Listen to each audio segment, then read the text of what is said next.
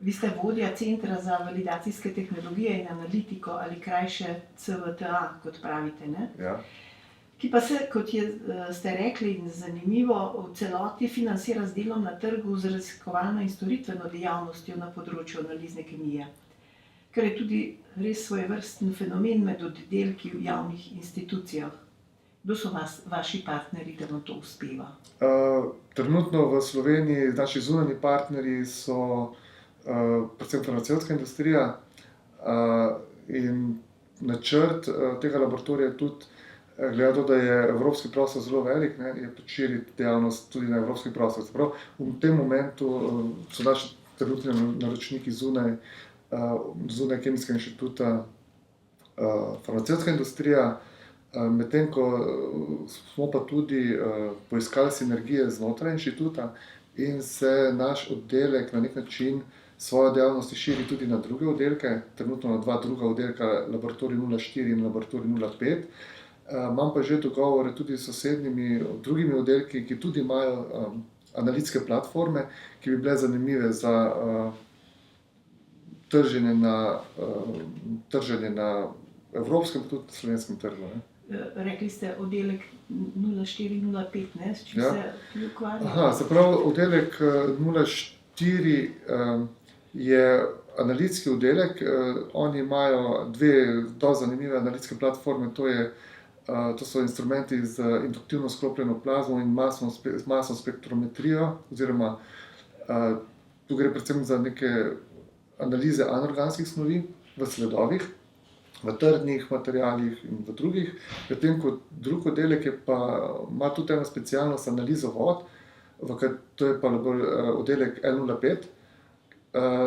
Ta oddelek ima pa tudi eno recimo analizno platformo, ki je tudi zanimiva za trženje, to je pa ionska kromatografija trenutno, ne, kjer pač delajo anorganske snovi lahko v vodah, lahko pa tudi v zdravilnih učinkovinah in drugih materialih. Tako da oddelek L05 vodi dr. Albin Pintar, oddelek L04 pa dr. Samo Hočevar. Se pravi, ta 2 sta že namenila del svojih kapacitet tudi za delo na trg preko našega oddelka. Se pravi, mi sprejemamo naročila in potem to skoordiniramo znotraj hiše. No, pridobitev in prenove teh laboratorijev pa vam gotovo omogoča še več manevrskega prostora, tako z domačimi kot tudi tujimi partnerji, kamor se utegnete umestiti. Ja, se pravi, trendi predvsem na evropskem prostoru so takšni, da je povpraševanje po tovrstnih storitvah se povečuje, ker zahteve evropskega prostora so, da se zdravila, ki prihajajo na evropski trg iz zunanjih držav, poanalizirajo na evropskih tleh. Ta zahteva se je pojavila predvsem zaradi tega, ker je po celem svetu vedno več ponaredkov farmacevtskih izdelkov. In s tem, da se zaščiti pacienta, da dobi res ta prave stvari, ta prava zdravila od ta pravih proizvajalcev, ne pa ponaredke. Recimo, eden od trendov je, da se zahteve po kontroli tovrstnih izdelkov v evropskem prostoru povečujejo. In zato imamo tudi mi vedno več recimo naročil. Hkrati pa dejansko je tudi trend v samih farmacevtskih pa tudi drugih industrijah, da se določene dejavnosti, temu se reče po angleško outsourcejo, se pravi, da jih dajo zunanjim specializiranim ustanovam. Tako da v tem smislu je to en vidik, se pravi povečanje kapacitet. Drug vidik je pa predvsem reprezentativnost prostora, laboratorijev in inštituta, ker nekako se pričakujejo potem tudi razne inšpekcije, kar pomeni ne samo, da morajo vsi procesi potekati po visokih standardih, imenuje se GMP oziroma standard dobre proizvodne prakse.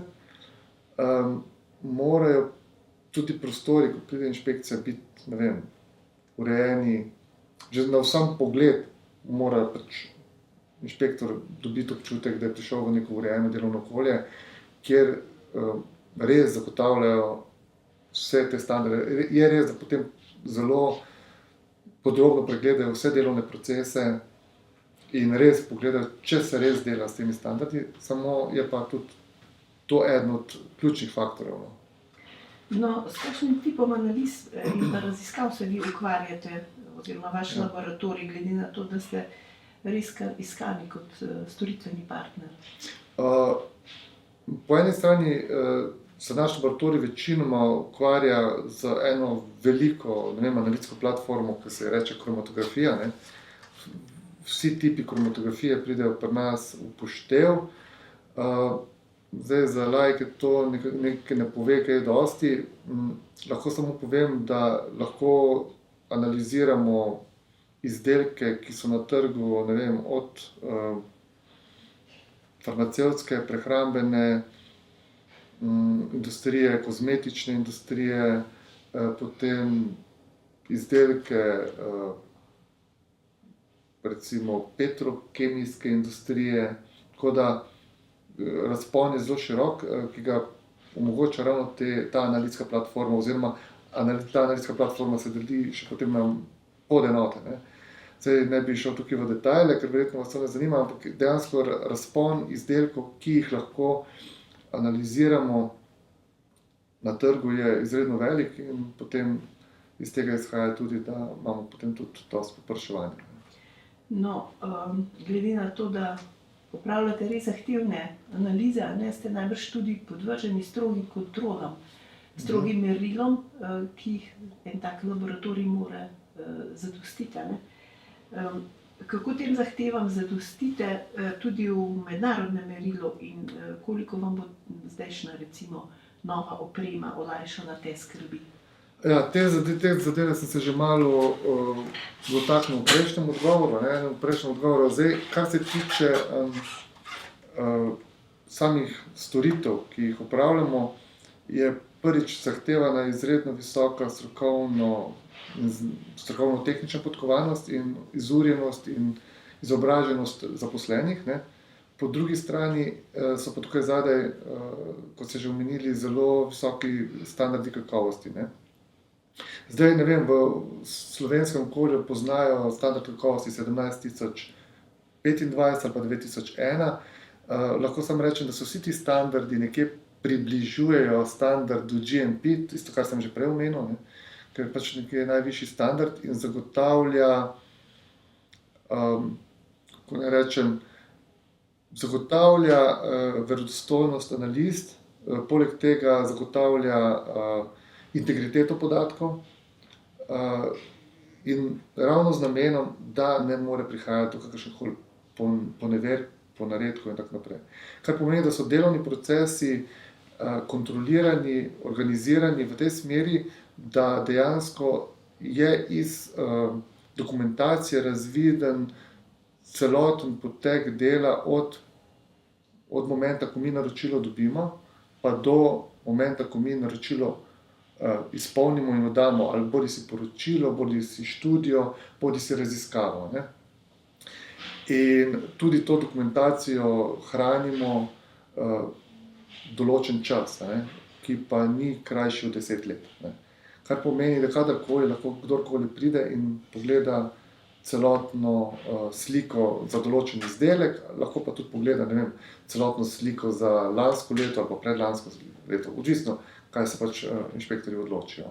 Kateri so pa recimo referenčne institucije, recimo glede inšpekcijskih pregledov? Se pravi, referenčne institucije trenutno nas pregleduje Javna agencija za promet z zdravili, ki nam daje certifikat za delo z zdravili na celotnem evropskem področju, se pravi področju celotne Evropske unije, plus še širše, recimo Kanada je takšen.